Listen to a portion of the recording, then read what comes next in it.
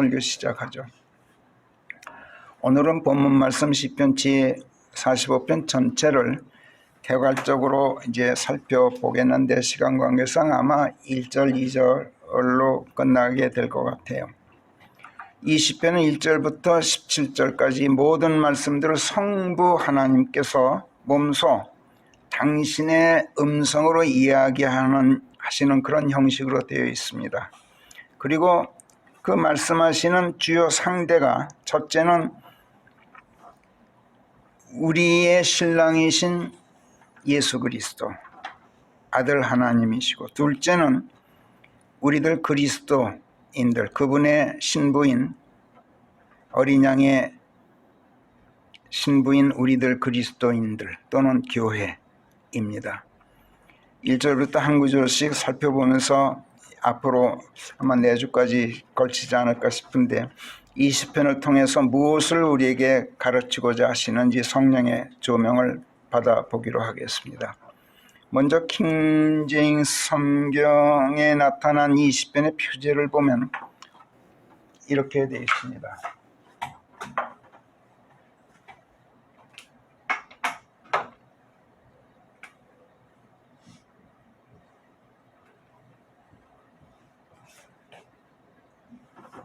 이렇게 되어 있어요. 직역하면 사랑들의 노래가 이렇게 되죠. 어색하죠? 사랑들. 그렇죠? 사랑의 노래만 사랑의 노래지 사랑들의 노래가 뭡니까? 참 어색합니다. 그래서 그랬는지 모르지만 개역본이건 킹제임스 성경이라는 타이틀을 붙인 역본들이건 전부 이걸 사랑의 노래 이렇게 옮겨 놓았습니다. 그게 더 어색하지 않으니까 그렇게 했겠죠. 원래 사랑하면 그게 실체가 눈에 보이지 않는 마음을 말합니다. 마음은 실체가 보이질 않죠. 사람이라든지 사물처럼 이렇게 눈에 보이는 그런 구체적인 걸 가리키는 게 아니라 눈에 보이지 않는 마음을 가리킨 추상명사예요. 사랑, 애뜻이 여기고 아끼고 위하고 정을 주고 그리워하고 사모하는 마음, 이걸 사랑이라 그래요. 저는 이것을 간단하게 달리 표현합니다만 둘이 하나가 되고 싶은 욕망이 사랑이에요. 마음이지만 사랑하게 되면 끌어안게 되죠. 끌어안습니다. 꽃도 그렇고 사람도 그렇고 어린아이들도 그렇고 사랑스러우면 품에 안게 돼요. 둘이 한 몸이 되고 싶어 하는 그런 아주 간절한 욕망, 이게 사랑입니다. 뭐 아가페고 뭐고 이런 걸 따질 필요가 없어요. 사랑은 그런 겁니다. 자, 그런데 추상명사는 눈에 보이고 수를 셀 수 있는 사물을 말하는 게 아니기 때문에 보통 명사가 아니고 눈에 보이지 않는 수를 셀 수도 없는 추상명사, 그거는 loves라고 표현한 것 자체가 문법적으로 맞질 않아요. 그렇죠? 그래서 우리말 역본들이 loves를 사랑들 이렇게 하지 못하고 사랑이라고 단수형으로 옮긴 모양이에요. 그런데 개역본 그 RBRSB 뭐 NAB니 NASB니 그 영어 개역본들을 찾아보니까 아예 loves를 love로 고쳐놨더라고. S를 빼버렸어요. 이게 개역본이 하는 짓이에요. 왜 지멋대로 1.1획도 건드려서는 안 돼요, 성경은. 근데 사람 생각으로 어색하다 싶으면 그냥 서슴지 않고 고쳐버려요. 그러니까 우리말 개역본은 자기네들 그 원문 자체가 그렇게 해놨으니까 사랑의 노래라고 옮긴 건 납득이 가요. 개역본은 원래 개역본이니까. 근데 버젓이 킹제임스 성경에는 타이틀을 붙인 역본들까지 덩달아서 그렇게 옮겨놓은 건 참 이건 이상한 짓이에요. 왜들 그런지 모르겠어요. 러브라는 단어가 마음을 뜻하는 추상명사라 그랬어요.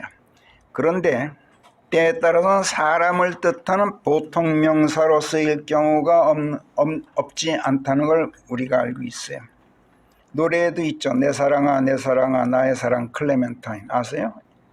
예. 그 사람을 가리켜요. 넓고 넓은 바닷가에 고기잡이 배 뭐 집 한 채 뭐 이렇게 제가 11살 때 불렀던 노래로 기억합니다만, 내 사랑아 나의 사랑 클레멘타인, 이게 내 사랑하는 사람을 두고 하는 말이에요. 연인을 가리켜 사랑이라고 부른단 말이에요. 이런 경우 love라는 단어가 loves라는 복수형으로 쓰여도 문법적으로 아무 문제가 없죠. 그렇지만 문제는 이걸 우리말로 사랑들, 사람일지라도 사랑들, 여러분들은 전부 내가 사랑하는 사람들이에요. 그러면 여러분들은 내 사랑들입니까? 이거 이상하잖아요. 그게 문제예요. 어색하다는 점이. 그래서 저는 이걸 연인들이라고 옮기는 거예요. 연인들의 노래예요.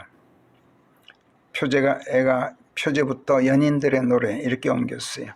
히브리어 원문을 찾아봤어요. 그랬더니 아닌 게 아니라 히브리어 원문에 야디드로 돼 있어요. 히브리어로. 이 야디드가 연인들이라는 뜻이에요. 사랑하는 사람 또는 사랑받는 사람. 영어로 하면 the one loving somebody 이렇게 번역이 돼요. 누군가를 사랑하는 사람 또는 the believed, 성경 용어로 사랑하는 자들아 할 때 beloved 이렇게 성경이 쓰고 있어요. 킹제임스. 사랑받는 사람, 사랑하는 사람. 히브리어 원문 야디드가 그렇더라. 그러니까 연인들, 딱 맞는 말이죠. 그래서 이 시편은 아까도 말씀드리지만 혼인식을 앞둔 신랑 신부 두 연인들의 노래인 셈이에요. 근데 문제는 그 노래를 이 신랑 신부, 서로 연인들 사이인 그 신랑 신부가 부르는 게 아니라 성부 하나님께서 그 기쁜 이를 두고 시로 읊으신다고 말씀하시는 게 이상하게 또 들려요. 그렇죠? 연인들의 노래를 연인들이 부르는 게 아니라 신랑이신 예수님의 입장에서 보면은 아버지 되시는 성부 하나님, 우리 신부 입장에서 보면 예를 들면 시아버지 되는 성부 하나님께서 아들과 며느리인 연인들의 노래를 부르고 계시다는 얘기가 돼요. 그러니까 이상하죠. 그러나 그럼에도 불구하고 성부 하나님께서는 1절에서 분명히 말씀하셔요. 내 마음이 기쁜 일 한 가지를 시로 읊는다. 그 왕을 두고 내 아들 예수 그리스도를 두고 내가 지은 것들을 내가 이야기하는 것이다. 이렇게 말씀하셔요. 이게 뭘 의미할까요? 연인들의 노래를 당신께서 부르시는데 그 연인들은 정작 아들 하나님이고 아들 하나님과 정혼한 신부예요. 그런데 당신께서 연인들의 노래를 부른다니 이게 뭘 의미할까요? 간단해요. 성부 하나님께서 성부 하나님이실 뿐만 아니라 성자 하나님이시기도 하다는 것, 이걸 바로 밝히시는 거예요. 나 아버지인데 아들이기도 하다. 하나님의 삼위일체되심을 선포하고 계신 거예요. 그러니까 하나도 이상할 거 없어요. 아버지께서는 아들도 되시는 분이에요. 하나님이시지만 사람도 되시는 분 아닙니까? 요한복음 4장 24절이 뭐라 그럽니까? 하나님께서는 한 영이시기 때문에 사람의 눈으로 뵐 수 없는 분이라 그래요. 그러하신 하나님께서 이 땅에 오셔서 사람들의 눈에 나타나 보이고 싶으셨어요. 그래서 아버지 하나님께서 스스로 사람이 되셔서 아들 하나님의 형태로 지금으로부터 약 2000여 년 전 마리아라는 처녀의胎을 빌려서 태어나셨어요. 예수님이 바로 그 하나님이시죠. 예수께서 요한복음 10장 30절에서 나와 내 아버지는 하나다 이렇게 선포하셨던 건 그래서 그래요. 나와 내 아버지는 하나니라. 이 말씀은 성부 하나님 따로 있고 성자 하나님 따로 있는 게 아니다. 하나님의 아들인 내가 곧 아버지 하나님이고 아버지 하나님이 곧 하나님의 아들인 나다. 이런 말씀이에요. 요한복음 14장 8절에서 예수님의 제자들 중 하나인 빌립이 주여 저희에게 아버지를 보여주소서 그래야 저희가 만족하겠나이다. 이렇게 요청했어요. 그러자 예수께서 빌립아 내가 너희와 그렇게 오랫동안 함께 해왔는데 내가 아직도 나를 알지 못했단 말이냐. 나를 본 자는 아버지를 뵌 것이니라. 그런데 어찌 내가 말하기를 저희에게 아버지를 보여주소서 하느냐. 내가 아버지 안에 있고 아버지께서 내 안에 계신 것을 네가 믿지 못하겠느냐. 이렇게 힐난하셨어요. 네가 나를 보았느냐. 그렇다면 아버지 하나님을 본 것이다. 이렇게 아주 단호하게 말씀하셨던 거죠. 이 말씀에서 아버지 하나님을 빼닮으셨기 때문에 예수님을 보면은 성부 하나님을 본 것이나 마찬가지라는 뜻 절대로 아니에요. 이 말씀은 하나님의 아들이 되시고 사람이 되어서 오신 그 당신 자체가 바로 아버지 하나님이시다라는 걸 선포하신 말씀이에요. 이것을 또 요한복음 14장 10절에서 다른 말로 내가 아버지 안에 있고 아버지께서 내 안에 계신 것이라고 표현하셨죠. 그리고 이어서 내가 너희에게 들려주는 말씀들은 나 자신이 이야기하고 있는 것이 아니다. 내 안에 살고 계시는 아버지, 그분께서 말씀하고 계신 것이다가 아니에요. 그래야 말이 되는데도 표현이 달라지죠. 그분께서 그 일들을 행하고 계신 것이다 이렇게 말씀하셔요. 아들 하나님 안에 아버지 하나님이 살고 계셔서 아들 하나님은 사실상 아들 하나님이 아니라 아버지 하나님이시라는 뜻이고,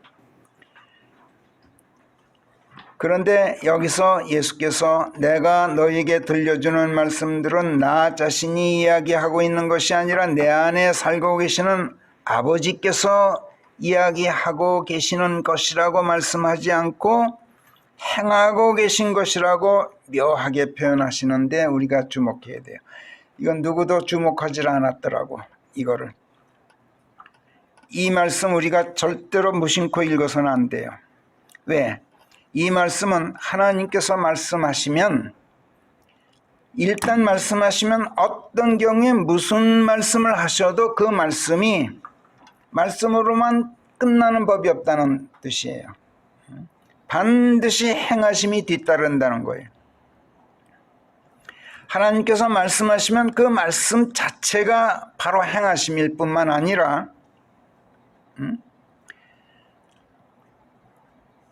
반드시 그 말씀을 이 행동으로 나타내신다는 것. 우리가 성경 말씀을 매달려 있고 성경 말씀에 밀착해서 그 말씀과 한몸되어 있어야 하는 이유가 바로 이거예요. 말씀은 그냥 말씀이 아니에요. 살아 역사하는 하나님의 능력이에요. 하나님의 말씀은 행동해요. 말씀이 내 안에서 기쁨을 준다, 안돋게 한다, 안식을 준다, 심지어 병을 고친다, 치유한다, 마귀를 쫓는다, 모든 것을 말씀이 해요. 근데 사람들이 이거를 이해하지 못해. 저도 맨 처음에는 몰랐어요. 근데 말씀에 묻혀 살다 보니까 너무나 그것이 체득이 돼요. 매 순간 그거를 경험해요. 아주 굉장히 다이내믹해요. 하나님의 말씀은 역동성을 가지고 역동적이에요. 굉장히 활발해요. 말씀 자체가. 맥박 뛰는 소리가 성경에서 들려요. 제 귀에는.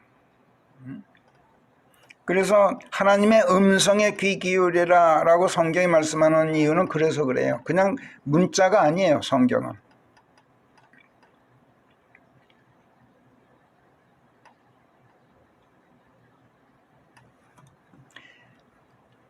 그리고 하나님께서 무슨 말씀을 하시면은 이미 성경에 다 필요한 말씀을 다 해놓으셨지만은 말씀을 하실 때에는 그거를 행하실 만반의 준비가 다 되어 계셔요. 아까 1절에서 뭐라 그러셨어요? 내 혀는 준비된 작가의 붓이다. 이렇게 말씀했죠. 준비된 작가의 붓. 만반의 준비가 다 되어 계신 하나님. 그냥 허투루 말씀하시는 법이 없고 즉흥적으로 말씀하시는 법이 없고 그때그때 임기응변으로 말씀하시는 법이 없어요. 하나님께서는. 행하실 준비가 완벽하게 되어 있는 상태에서 발설을 하셔요. 하나님의 말씀은 그래서 부도나는 법이 없어요. 하나님의 말씀은 보증수표예요.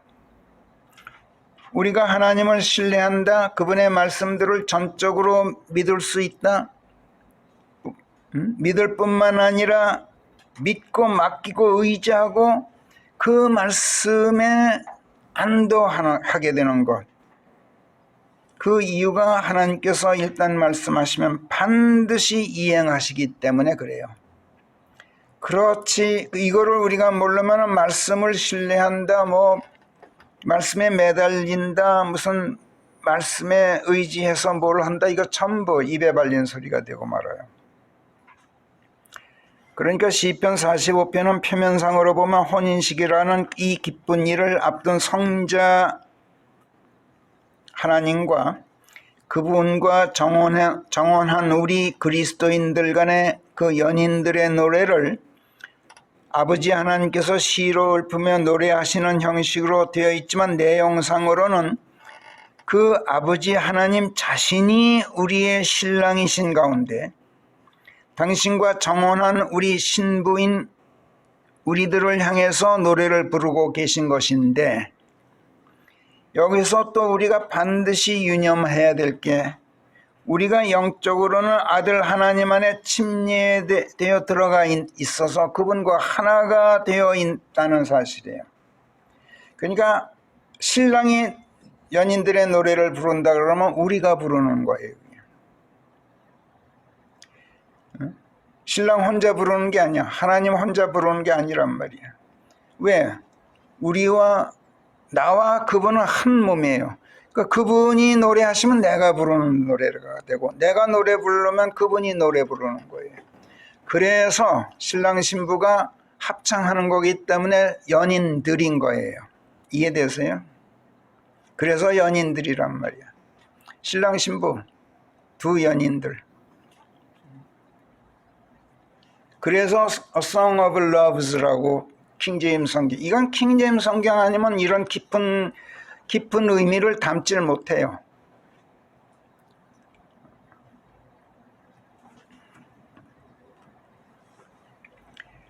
아들 하나님이신 예수께서 노래하신다면 그것은 곧 아버지 하나님께서 노래하시는 것인 동시에 우리가 또한 노래하고 있는 것이나 똑같단 말이에요.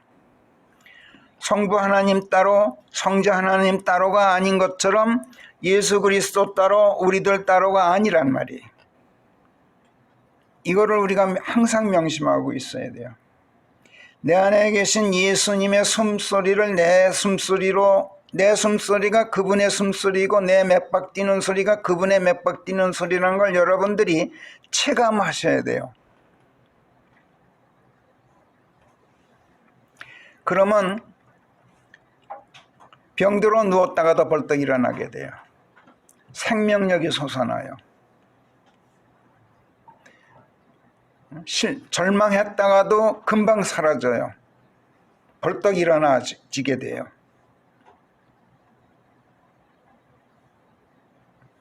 그래서 시편 45편에서 우리도 혼인식이라는 이 기쁜 일 한 가지를 시로 읊고 있는 거예요.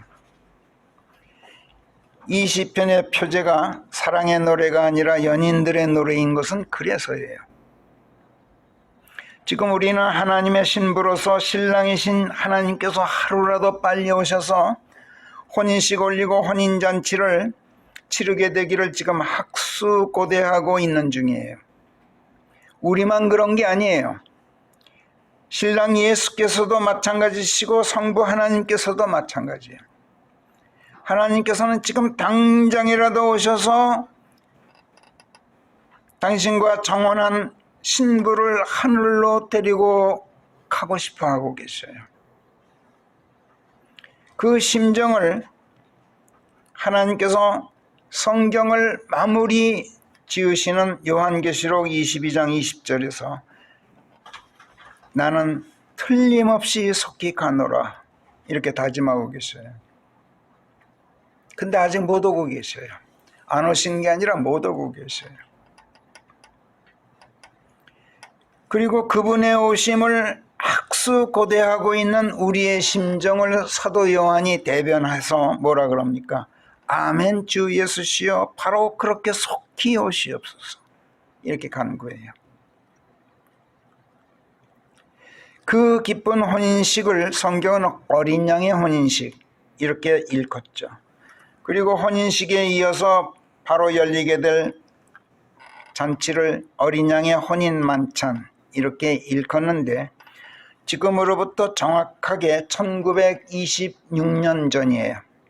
AD 96년에 사도 요한을 하나님께서 영안에서 셋째 하늘로 데리고 가셔서 시간여행을 시키셨어요. 그리고 장차 치르게 될 어린 양의 혼인식과 혼인 만찬을 그때 미리 미래상 중에 보여주셨어요.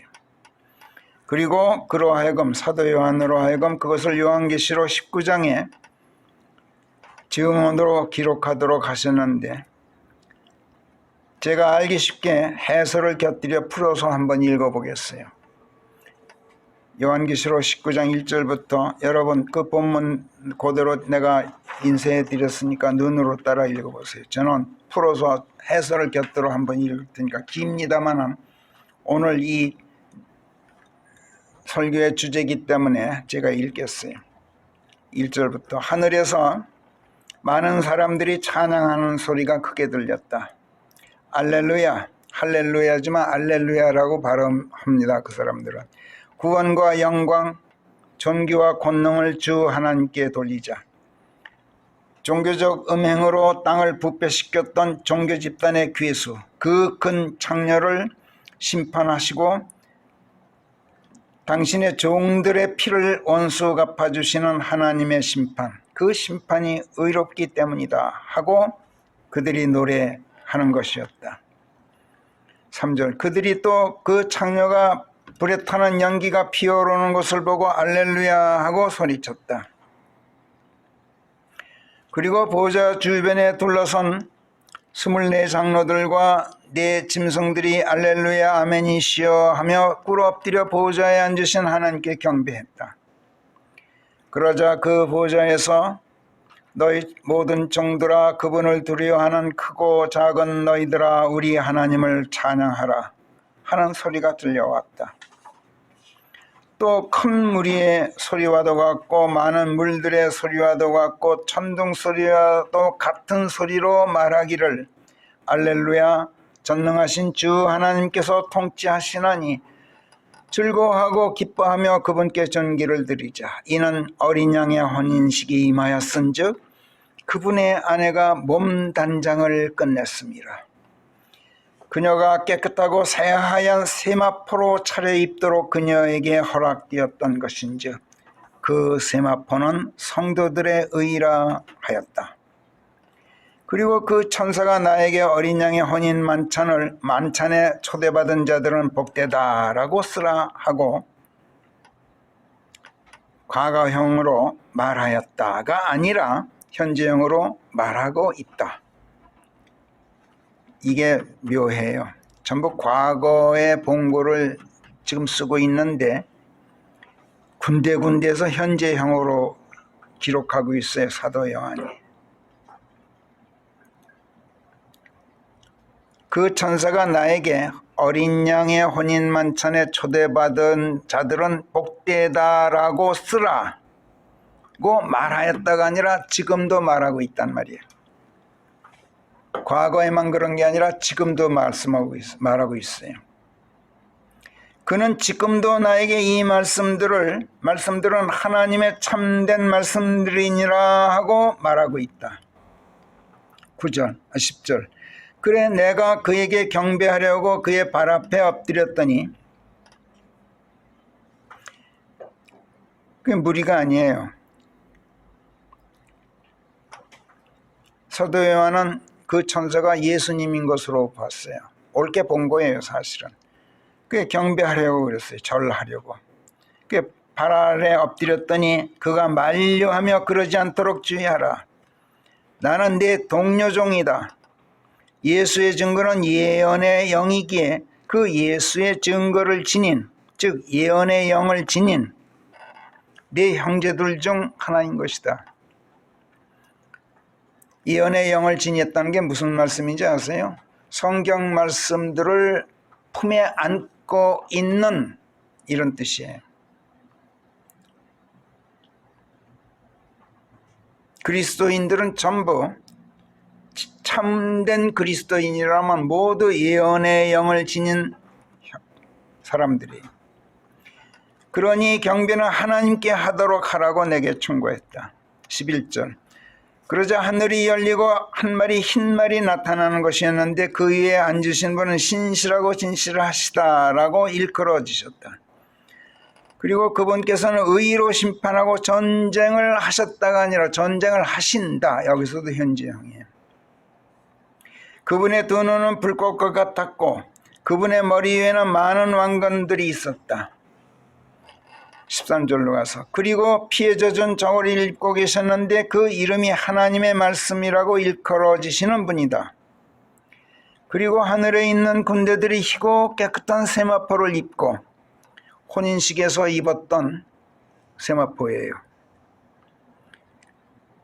우리들이에요. 흰 말들 위에 올라앉아 그분을 뒤따랐는데 지상재림할 때 예수님을 따라서 오게 돼 있어요. 우리가 15절. 그분의 입에서 민족들을 치시는 날카로운 칼이 나온다. 하나님의 말씀이에요. 입에서 칼이 나온다 그래서 무슨 진짜 칼이 나오는 게 아니라 성령의 말씀이, 하나님의 말씀이 입에서 나와서 그 말씀으로 사람을 쳐요. 그리고 민족들을 그분께서 철장으로 다스리시고 전능하신 하나님의 격렬하심과 진노하심의 포도즙들을 밟고 짓 이기신다. 그래야 옛사람의 죄의 몸이 전부 멸하죠. 우리가 그렇게 됐어요. 우리가 포도즙들을 밟으시는 성령 하나님께서 포도즙들을 밟으심으로써 우리가 옛사람을 죽인 사람들이에요. 그리스도 안으로 침례된 게 포도즙들을 밟고 죽임당하는 거예요. 그리고 그분의 부활의 편승에서 우리가 다시 살아나왔어요. 16절. 그분께서는 저고리와 허벅지에 만왕의 왕 만주의 주라 쓰인 이름을 갖고 계신다. 허벅지는 힘을 상징해요. 19절로 띄어서 그런데 그 짐승 사탄과 땅의 군왕들과 그들의 군대들이 그 말 위에 앉으신 분과 그분의 군대에 맞서 전쟁하려고 집합해 있었다. 이제 아마겟돈 전쟁이 벌어지죠. 그래서 20절. 그러나 싸움 한 번 제대로 못하고 그 짐승이 붙잡히고 그 앞에서 기적들을 일으키던 그 거짓 선지자, 종교 괴수의 종교 집단에 짐승과 함께 체포되어서 유황이 불타는 불못에 산채로 던져졌다. 그 거짓 선지자는 기적들을 일으키면서 사람들을 미혹해 짐승의 표를 받게 하고 그 형상에 경배하도록 했던 종교 지도자였다. 21절. 그 자들이 불못에 던져진 다음 그 집단의 신자들이 또 흰말 위에 앉으신 그 왕의 칼에 죽임당하였다. 그런데 그 칼은 그분의 입에서 발하여 나오는 것이었다. 하나님의 말씀이었단 말이야. 이 사람들이 구원받아요. 신자들이.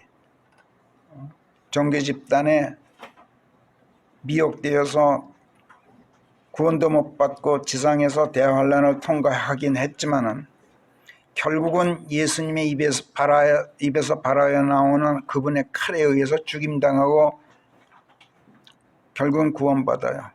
그러나 예수님의 기초 위에 쌓아 올린 게 뭐예요?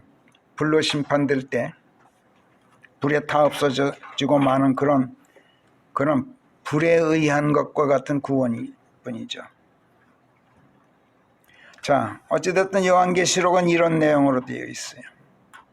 예수께서 우리 그리스도인 성도들을 거느리고 지상 재림하셔서 사탄과 사탄의 앞잡이 노릇을 했던 기독교라는 이름의 종교 집단 수괴들을 타도하고 불못에 던지시게 되는데, 그러기 전에 먼저 하늘에서 혼인식을 올리심으로써 그때까지 그분의 신부였던 우리가 더 이상 이제 신부가 아니라 그분의 아내가 돼요. 그리고 그분과 함께 세마포를 입고 웨딩드레스 입은 그대로 와요. 흰말 타고 지상에 내려와서 마귀와 마귀의 집단인 종교 세력을 무찌르고, 그 종교 집단 신자들은 예수님의 입에서 나오는 칼, 성령의 칼인 하나님의 말씀으로 죽임을 당하게 됨으로써 뒤늦게나마 옛사람의 죄의 몸을 멸함받고 새 사람들로 거듭나도록 하시는 그 은혜로 구원받게 돼요.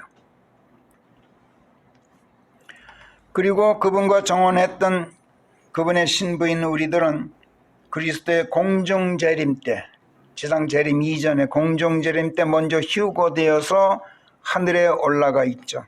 그리고 혼인식을 치르게 돼요. 그래, 그분의 아내가 되어서 그분과 함께 다시 지상에 내려오지만,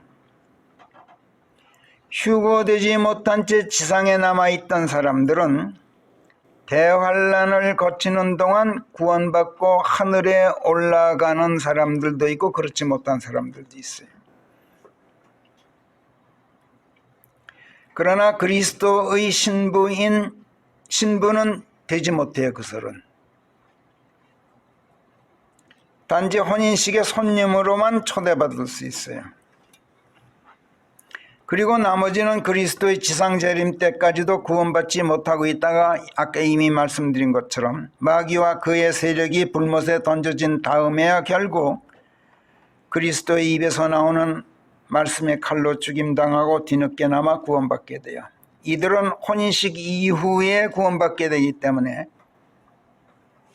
지상 재림 후에 구원받게 되기 때문에 그리스도의 신부가 되지 못하는 건 말할 것도 없고, 혼인식에 손님으로도 초대받지 못하고 혼인식 구경도 못하는 사람들이에요.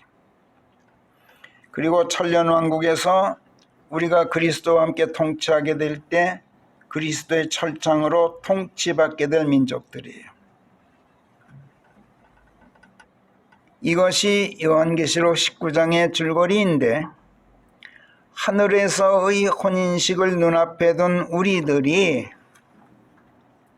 성도들의 의라고 말씀되는 깨끗하고 새하얀 세마포를 웨딩드레스로 차려입도록 허락받고 몸단장을 하게 된다고 요한계시록 19장 7절 8절에서 말씀하는 이 말씀에 우리가 정말 주목해야 돼요. 왜냐? 대단히 중요한 교리적 내용을 담고 있기 때문에 그래요. 여러분, 신부가 혼인식을 올리기 위해서 웨딩드레스 입는 거요, 동서고금을 통해서 서양이든 동양이든 예나 지금이나 대단히 중요한 일로 여겨지죠. 웨딩드레스 입는 거. 왜 그런지 아세요? 이명자매님 웨딩드레스 입으셨죠? 그게 그렇게 중요했죠? 왜 그랬던 것 같아요? 알고 계세요? 난 여자들 알고 계세요? 정춘이자매 웨딩드레스가 왜 이렇게 중요해요? 중요해요. 예? 예. 김순자 자매는 아시네. 웨딩드레스는 신부의 깨끗함, 순수함, 그리고 아름다움, 이거를 표상하기 때문에 그래요. 또 더 나아가서 결혼한 후에도 그 정결과 순수함과 아름다움을 평생 동안 잃지 않겠다는 서약을 나타내요. 웨딩드레스는. 이거를 신랑뿐만 아니라 신랑의 가족, 친지, 하객, 모든 사람, 증인들 앞에서 그걸 서약하는 거예요. 웨딩드레스는 그런 의미를 가지고 있어요. 웨딩드레스가 눈처럼 새하얀 것은 그래서 그래요. 그런데 그런 중요한 의미를 지닌 웨딩드레스를 입으려면 무엇보다 첫째 뭐가 있어야 돼요? 몸이 있어야 되잖아요. 응? 몸이 없으면 웨딩드레스가 필요 없잖아요. 아니, 혼인식에 임하는 신부가 몸이 없을 수도 있느냐고 여러분 반문하지 마세요. 여러분 영혼결혼이라는 거 들어보셨어요? 예. 영혼결혼은 몸이 없는, 신부가 몸이 없어요.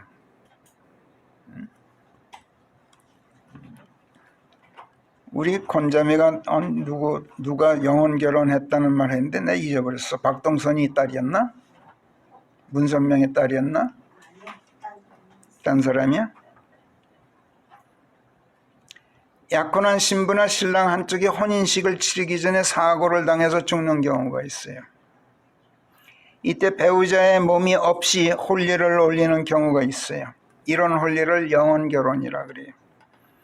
신부가 죽어서 신랑 혼자 혼인식장에 서서 양가 부모, 친지, 하객들 모셔다 놓고 영혼결혼을 올릴 때 신부는 몸이 없기 때문에 웨딩드레스를 준비할 필요가 없어요.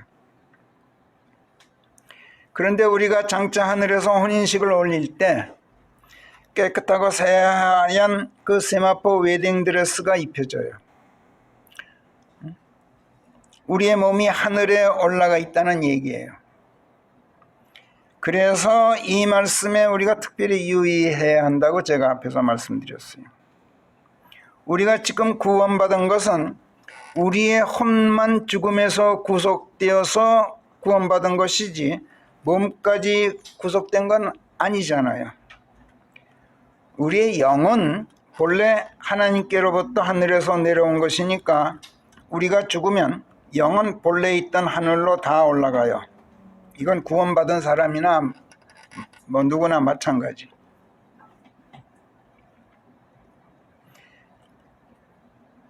그리고 혼도 우리의 경우는 예수 그리스도의 피로 죄값이 치러진 혼이기 때문에 죽음에서 구속되었으므로 지옥으로 내려가지 않고 하늘로 올라가요.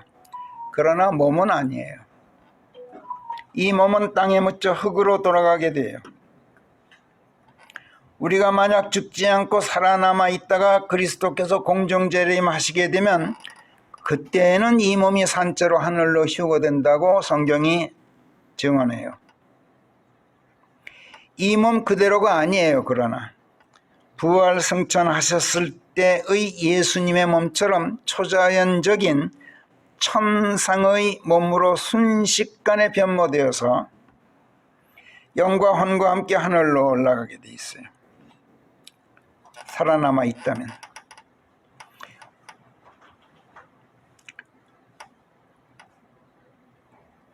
산채로 휴거된단 말이에요.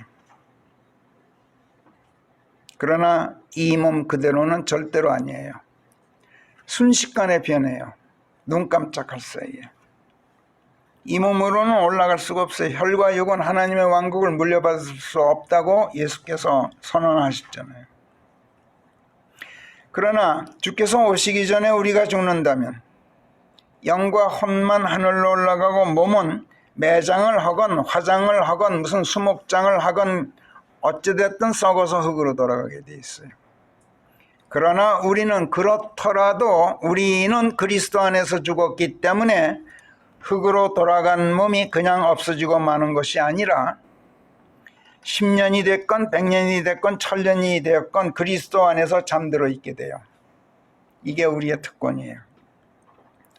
그러다가 그리스도께서 공중 재림하실 때 썩어 없어진 것 같았던 그 몸이 눈 깜짝하는 사이에 초자연적인 새 몸으로 일어나 먼저 하늘에 올라가 있던 영과 혼과 재결합을 해요. 그래서 영혼육이 완전하게 삼위일체를 이룬 이런 인격체가 돼요. 그래야 비로소 그리스도의 신부로서 몸단장을 하고 세마포 웨딩드레스를 입고 홀례를 올리게 된단 말이에요. 몸이 있는 거야. 이에 대해서 고린도전서 15장이나 데살로니가전서 4장 같은 데서 힘있는 어조로 증언하시는 성령 하나님의 말씀들을 여러분들 똑똑히 기억하고 계시겠죠. 먼저 저 유명한 고린도전서 15장 49절부터 54절 부분에서 집에서 반드시 읽어보세요. 데살로니가전서 4장에서도 형제들아 나는 너희가 잠들어 있는 자들을 걱정해서 소망을 갖지 못한 다른 자들처럼 너희가 슬퍼해서는 단연코 안 된다는 것을 너희가 알지 못한 채 내버려 두기를 원치 않노라. 너희 아내가 먼저 죽었니? 너희 부모가 먼저 죽었니? 그들이 어떻게 될까 걱정하니? 걱정하지 마라. 그 걱정하는 사람들은 소망 갖지 못한 자들이나 그러는 거야. 슬퍼하지 마라. 왜? 예수께서 죽으셨다가 다시 일어났음을 우리가 믿고 있을진데 예수 안에서 잠자고 있는 자들 또한 이와 같이 하나님께서 당신께로 데려가실 것이기에 이러는 말이다. 그리고 우리가 주의 말씀에 의거하여 너희에게 이것을 말하노니 주께서 오실 때까지 살아남아 있는 우리보다 먼저 죽고 잠들어 있는 자들보다 앞서지 못하리라는 것이다. 그들이 먼저 일어난다 이런 뜻이야. 이는 주께서 호령과 함께 천사장의 음성과 함께 그리고 하나님의 나팔소리와 함께 하늘에서 친히 내려오실 것이기 때문이니 그러면 그리스도 안에서 죽은 자들이 먼저 일어날 것임이라. 그런 다음 살아남아 있는 우리가 그들과 함께 다 같이 사로잡혀 구름 속으로 낚여채에 올라가 휴거는 납치당하는 거예요.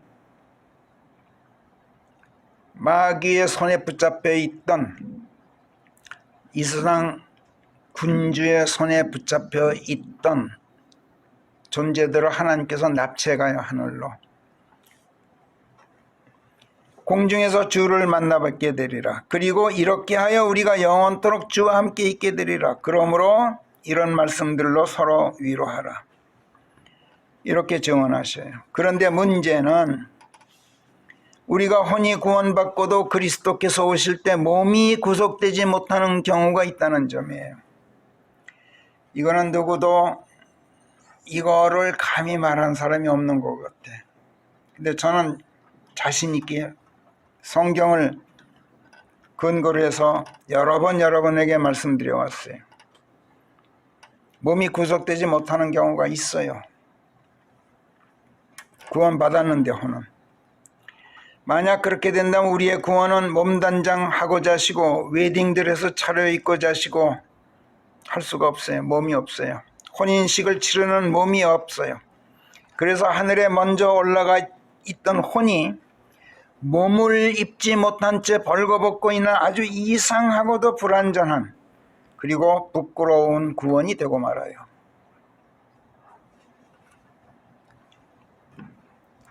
예수께서 속히 가노라 하시면서 못 오시는 이유가 이거라고 저는 확신해요. 오고 싶어서 우리보다 더 노심초사 있어요. 근데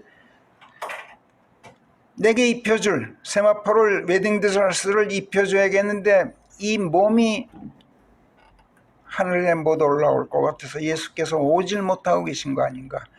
그래서 저는 여러 번 말씀드렸어요. 당장 오실까 봐 겁이 나요. 그리고 미루시는 게 얼마나 감사한지 몰라요. 왜? 시간을 주고 계시기 때문에. 그래서 성령께서 고린도후서 5장 1, 2, 3, 4절에서 이것도 여러 번 한두 번 읽은 게 아니에요. 우리가 오늘 다시 한번 읽어봅시다. 같이 시작. 고린도후서 5장 1절부터 시작. 땅에 속한 우리의 이 장막집은 뭉그러져도 우리에게는 하나님의 건물 곧 손으로 짓지 않은 영원한 집이 하늘에 있다는 것을 우리가 정녕 알고 있느니라. 그래서 우리가 하늘로부터 오는 우리의 집으로 옷 입혀지기를 간절히 바라면서 이 장막집을 입고 신음하고 있나니 그같이 옷 입혀지게 되면 우리가 벌거벗은 채로 발견되지 않을 것이기 때문이니라. 그래서 이 장막 안에 있는 우리가 짐을 진 가운데 신음하고 있나니 우리가 벗겨지기를 바라서가 아니라 입혀지기를, 곧 죽을 수밖에 없는 것이 생명에게 삼켜지기를 바라고 그러느니라. 이게 바로 그 말씀이야. 반드시 죽지 않고 썩지 않는 새 몸으로 입혀지도록 너희들 있는 힘을 다해서 노력하라고 지금 격려하고 계신 말씀이에요. 한두 번 읽은 말씀이 아니에요. 자, 그럼 어떻게 해야 그리스도께서 오실 때 우리가 하늘에서 내려오는 천상의 몸으로 변해서 하늘로 낚여채어 올라가서 예수님과 혼인식을 올릴 수 있는 그런 완전한 구원이 되도록 할 수 있다고 우리가 어떻게 배웠죠? 기억하세요? 이 또한 우리가 한두 번 배우고 마음에 새긴 게 아니에요. 고린도전서 3장에서 사도 바울의 입으로 이렇게 말씀하셨어요. 성령께서 나는 현명한 도목수로서 내게 베풀어진 하나님의 은혜에 따라 기초를 놓았다. 그 위에 짓는 건 내가 아니라 다른 사람이다.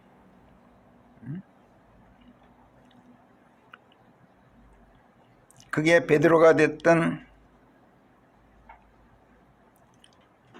다른 어떤 사도가 됐든 다른 사람이다.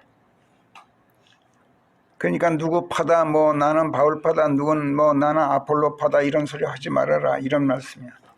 각 사람은 자기가 그 위에 어찌 지어 올라갈지 오직 그것만 주의하도록 해라. 지어 올라가는 건 우리 몫이에요. 이는 그 기초가 예수 그리스도이신 즉 누구도 지금 놓여있는 그 기초 위에 다른 기초를 놓을 수가 없습니다. 지금 어떤 사람이 이 기초 위에 금이나 은이나 보석이나 나무나 마른 풀이나 지푸라기로 지어 올라가면 그 날이 그것을 공표하여 그리스도 심판석에서 각 사람이 한 일이 분명히 드러나게 되리니 이는 그것이 불에 의해서 나타내어질 것입니다. 각 사람의 일이 어떤 것인지를 불이 시험해 보게 되는 것이라. 만약 어떤 사람이 한 일이 그 위에 지은 그대로 남아있으면 금이나 은이나 보석으로 지었으면 그대로 남아있겠죠. 그러나 풀이나 지푸라기나 마른 풀, 나무로 지었으면 호로록 타고 없어지죠.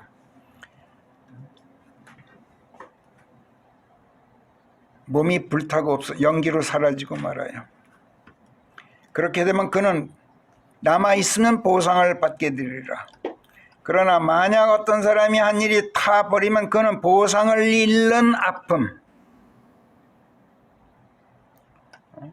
썩지 않고 죽지 않는 새 몸으로 보상 될 텐데 그 보상을 받지 못하는 아픔을 당하게 되리니 그 자신이, 여기서 그 자신이라는 말은 구원만은 받겠지만 그러나 불로 된 것과 같은 구원이 될 것이다.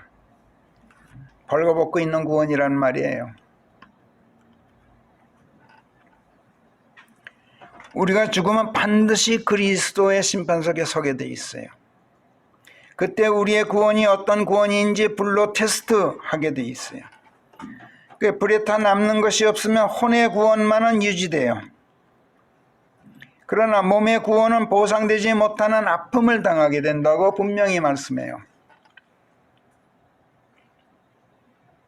그럼 어떻게 해야 여러분 그리스도의 심판석에서 우리의 구원이 시험될 때 불에 타지 않고 남는 게 무엇인가 남는 게 있을 수 있게 될까요?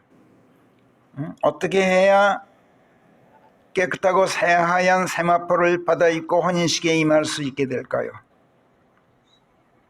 자, 그 세마포가 뭐라 그랬죠? 아까 요한계시록 19장에서 성도들의 의라고 요한계시록 9장 19장 8절에서 말씀하신 걸 방금 읽었잖아요.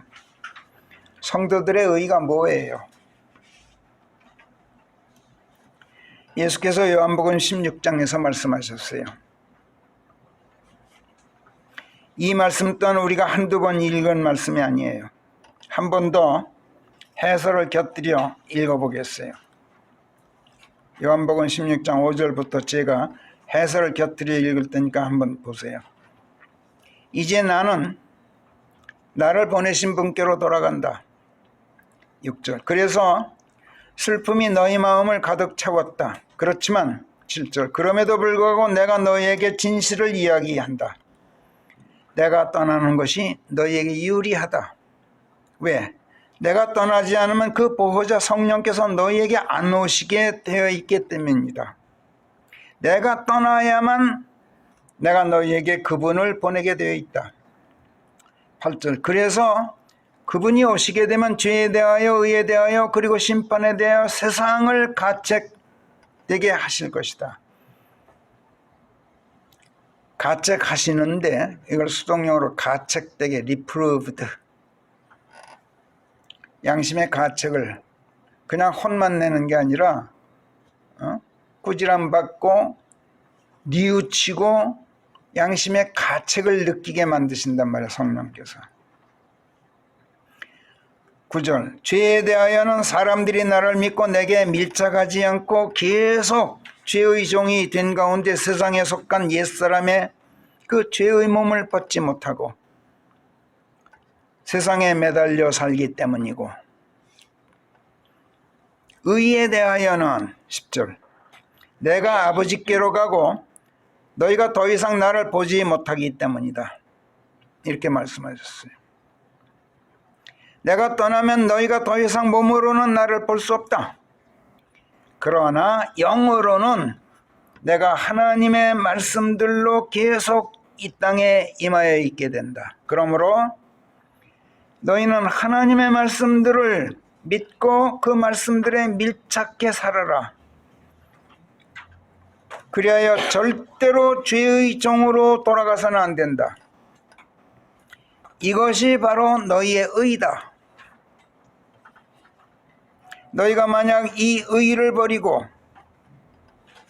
세상으로 돌아간다면 그건 나를 버리는 것이고 이 세상 군주 마귀에게 돌아가서 마귀의 종이 되고 마는 것이다. 그런즉 성령께서 오시면 이것을 너희로 하여금 가책받게 하실 것이다.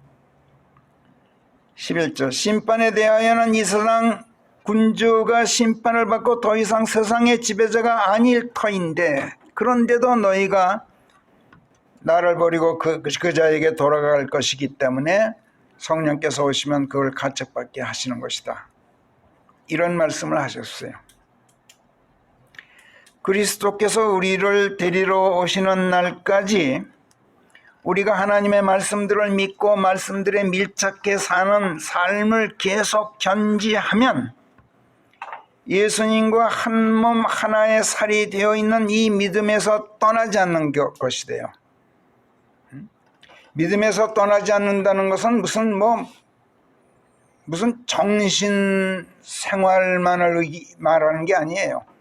실제로 실생활 중에 하나님의 말씀을 붙잡고 매달리고 사는 삶이에요. 그리고 이것이 우리의 의예요. 그리고 이것이 바로 깨끗하고 새하얀 세마포 웨딩드레스를 받아 입는 영원히 썩지 않고 영원히 죽지 않는 천상의 새 몸으로 보상돼요. 그러니까 웨딩드레스는 깨끗한 하고 새하얀 세마포는 바로 우리의 의에 대한 보상이지만 그 자체가 우리의 웨딩드레스인 거예요. 그러나 구원받았네 하면서 하나님의 말씀들 안에서 내 죄의 몸을 멸하지 않고 옛사람으로 돌아가 있게 되면 죽어도 그리스도 안에서 죽은 것이 못 돼요. 죽은 뒤 그리스도 안에서 잠들어 있는 것이 아니란 말이에요. 그래서 신랑 예수께서 다시 오실 때 내 몸은 천상의 새 몸으로 변모되지 못해요. 썩은 채 그대로 흙으로 남아있어요. 이렇게 되면 하늘에서 어린 양의 혼인식이 있을 때 하나님의 심정이 어떠시겠어요? 만약 그렇게 된다면 하나님께서 여기 시편 45편 1절에서 말씀은 이렇게 하고 계셔요. 내 마음이 기쁜 일 한 가지를 시로옵나니. 말씀은 이렇게 하시지만 속으로는 내가 슬픈 일 한 가지를 시로울 품며 읊고 있다. 이렇게 슬퍼하실 것 같아요. 부르시는 연인들의 노래가 연인들의 슬픈 노래가 될 거예요. 장차 하늘에서 혼인식에 깨끗하고 새하얀 세마포를 웨딩드레스로 입을 몸, 여러분 준비해 놓으셨어요? 시편 45편으로 돌아갑시다. 1절을 보겠어요. 오늘 이 1절만 좀 더 조명을 받아보기로 하고 설교를 마치겠어요. 1절 내 마음이 기쁜 일 한 가지를 시로옵나니 그 왕을 두고 내가 지은 것들을 내가 이야기하는 것인즉 내 혀는 준비된 작가의 붓이니라. 성부 하나님께서 성자 하나님 예수님을 두고 지으신 시들 중 특별히 어떤 한 가지 기쁜 일을 시로 읊어 이야기하신다고 말씀하셔요. 그 기쁜 일 한 가지란 앞에서 이미 말씀드렸듯이 어린 양의 혼인식과 혼인 만찬, 그리고 그 뒤를 바로 이어서 지상 재림하셔서 이 땅을 평정하시는 것, 이 기쁜 일이에요. 그런데 그것에 대해서 하나님께서 얼마나 많이 깊이 생각하시고 얼마나 많은 말씀들을 준비하고 또 얼마나 많이 순수하게 얼마나 많이 진실하게 정성 들여 그 말씀들을 다듬어 놓으셨으면 내 혀는 준비된 작가의 붓이라고 말씀하시겠습니까, 여러분? 준비된 작가의 붓이 무슨 뜻이에요? 사전에 많은 준비를 해놓은 작가들처럼 즉석에서 서슴없이 술술 써내려갈 수 있다는 뜻이에요. 며칠 전 어떤 작가가 신문에 쓴 글을 읽는데 모든 소설가들 을의 공통점 중에 하나가 이것이다 라고 고백한 게 있어요. 첫 줄이 생각이 안 나서 어떤 사람은 자기는 8년 동안 번민했대요. 첫 줄이 생각이 안 나서. 첫 소설가들이 다 모이면 그런데요. 첫 줄이 생각나면 그 다음부터는 이미 절반이 넘어선 거래. 엊그제 어떤 우리 교회 제 설교는 듣는 분이지만 무슨 글을 쓰겠다고 하면서 이렇게 줄거리를 이메일로 보낸 걸 봤어요. 그 양반한테 내 충고를 하면서 이 얘기를 했어요. 첫 줄을 준비했느냐고. 그래서 충고하면서 글을 쓰려면은 우선 많이 읽어라. 다른 사람의 글을. 책을 많이 읽지 않으면은 설득력 있는 문장이 나오질 않는다. 글을 쓰려면 제일 중요한 건 진실성이다. 그러나 사람을 감동시킬 수 있는 표현력과 문장력은 또 다른 문제다. 이렇게 충고를 했었어요. 그러면서 책을 많이 읽었느냐 했더니 많이 안 읽었대요. 제가 티네이저 때 10대 소년 때 읽었던 책들의 첫 마디 첫 줄을 쭉 읽어줬어요. 내가.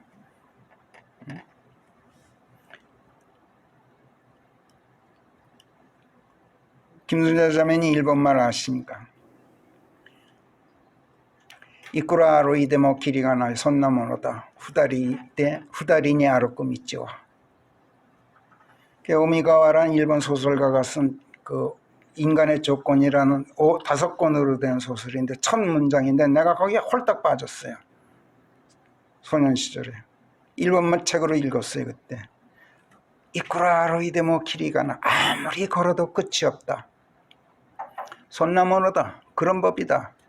후다리니 아르코 미치와 둘이 걷는 길이란. 이거는 이 한마디에 내가 그냥 뿅 가버린 거야. 그 연애 소설인데 이걸 성경적으로 한번 해보세요. 아무리 걸어도 끝이 없다. 그런 법이다. 예수님과 단둘이 걷는 길이란. 얼마나 멋있느냐고. 이런 첫 문장이 많이 쌓여 있어야만 당신이 글을 쓸 수 있어라고 충고했던 거야. 내가 좋아했던 수필가 중에 피천득 교수. 호주머니에 돈은 없어도 쇼윈도우는 나를 즐겁게 한다. 첫 문장이야. 얼마나 멋있어요. 또 나는 호주머니에 10,000원쯤 있는 삶을 사랑한다. 얼마나 소박하고 진솔해요. 이런. 그런데 성경은 또 어때요? 성경은 읽었죠? 하고 내가 물어봤어요. 해보세요 한번. In the beginning God created heaven and the earth.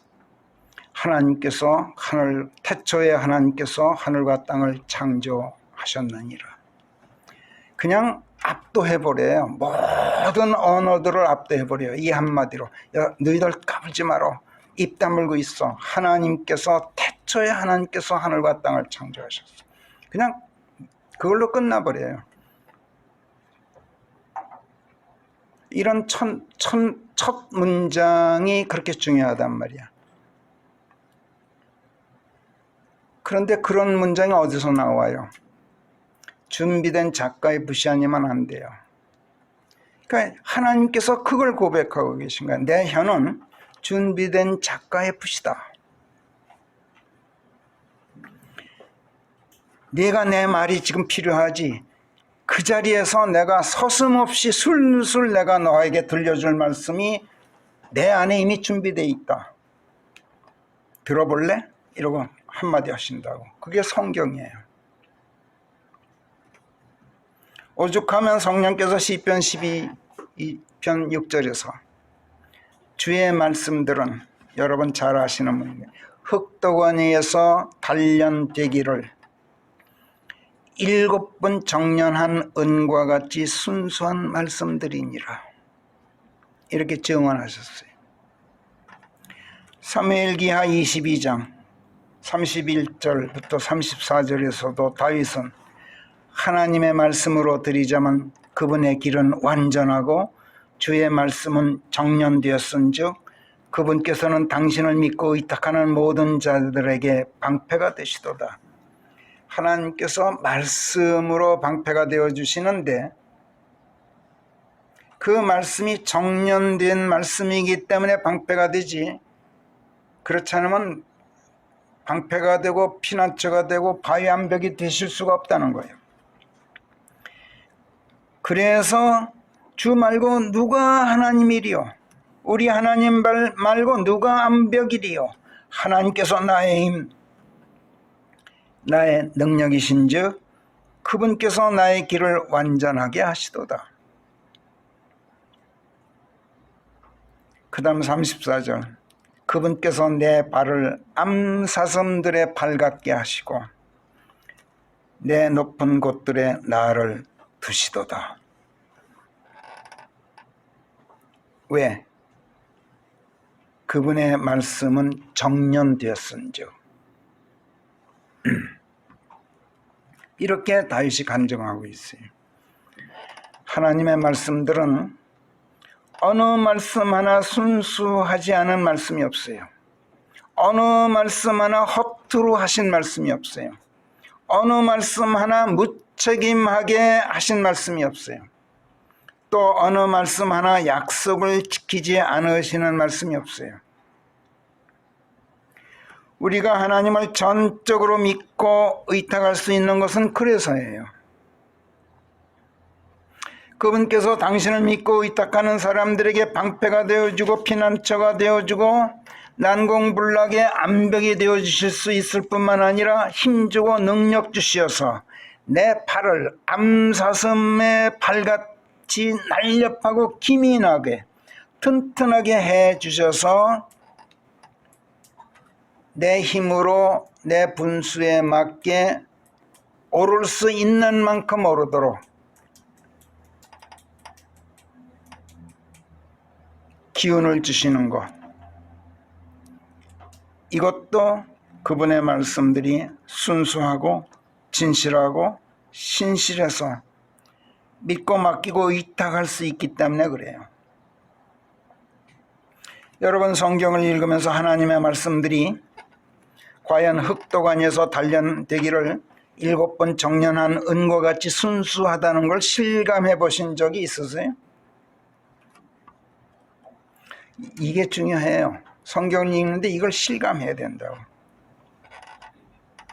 만약 그렇지 못하다면 제가 생각한데 그건 여러분이 필시 하나님의 말씀들을 믿고 붙잡고 단단히 밀착한 가운데 그 말씀 안에서 죄의 몸을 멸하고 옛사람을 죽이지 않았기 때문에 그래요. 왜 그러지 못했을까요? 왜 그러지 못했다고 생각되세요? 필시 여러분이 인생의 막다른 길에 부닥쳐 보지 못해서 그래요. 처절하게 절망해 보지 못했기 때문에 그래요. 설령 처절하게 절망해 보았다 하더라도 그 자리에서 주저앉고 하나님께 항복하지는 않고 담장 넘어 계속 도망쳤기 때문에 그래요. 막다른 길에 그 영화 보면 그런 거 많이 나오죠. 경찰이 뒤에서 쫓는데 도둑놈이 도망치는데 막다른 길에 갔어. 그러면 거기서 주저앉아서 항복하면 사는데 담장 넘다가 총에 맞아 죽는 거 많이 보셨을 거예요. 제 경험에 의하면 그래요.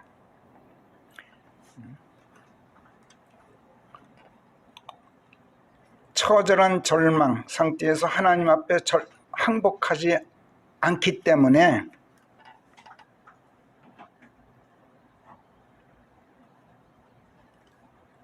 죄의 몸을 멸하지 못하고 옛사람을 계속 붙잡고 있어서 그런 거예요. 그러니까 하나님의 말씀들을 믿고 붙잡고 단단히 밀착할 필요가 없죠. 그러니까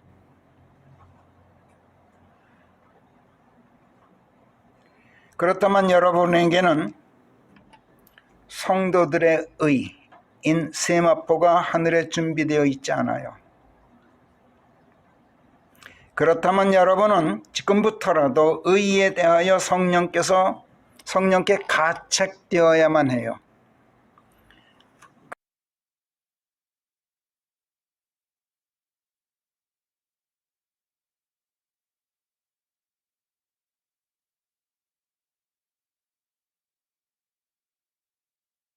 인생길을 걸어온 제에 의하면 인생의 막다른 골목에 처해서 처절하게 절망하게 될 때 불갑을 하나님을 찾게 되고 그분의 말씀들을 열망하고 갈구하게 돼요. 이게 찬스예요. 그러면 하나님께서 기다리셨다는 듯이 오셔요. 그리고 말씀들을 들려주셔요. 준비된 말씀. 이때 들려오는 그 하나님의 말씀들이 얼마나 순수한지, 얼마나 진실하고 다정하고 얼마나 진지하고 또 얼마나 신실한지, 얼마나 권능이 넘치는지 몰라요.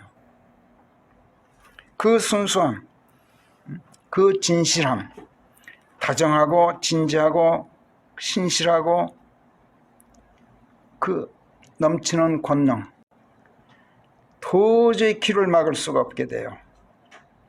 도저히 마음을 닫아둘 수가 없어요. 그래서 그 말씀에 굴복하게 돼요. 이때 그 말씀들이 꺼져가는 내 생명력에 힘을 불어넣고 나를 살려요. 그리고 나를 의롭게 해요.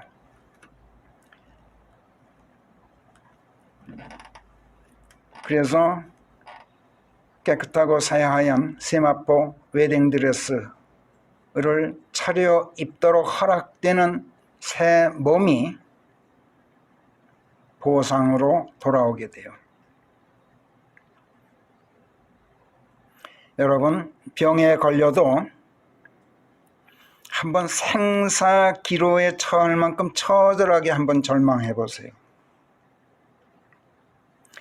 사업에 망해도 목매달아 죽고 싶을 만큼 철저하게 한번 망해 보세요.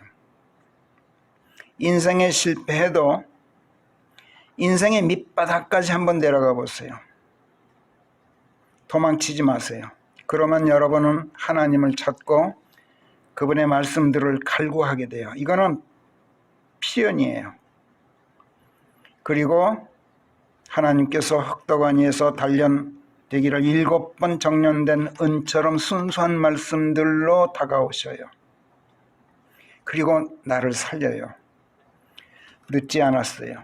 깨끗하고 새하얀 세마포가 입혀질 천상의 그 새몸 반드시 확보해 두세요.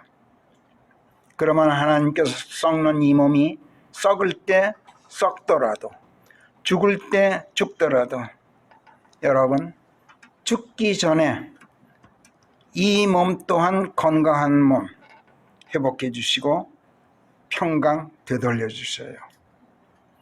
죽은 몸도 새 몸으로 바꾸시는데 이 몸 하나 회복해 주지 못하시겠어요? 그러나 여러분 성도의 의 이를 확보하세요. 하나님의 말씀에서 기도하겠습니다.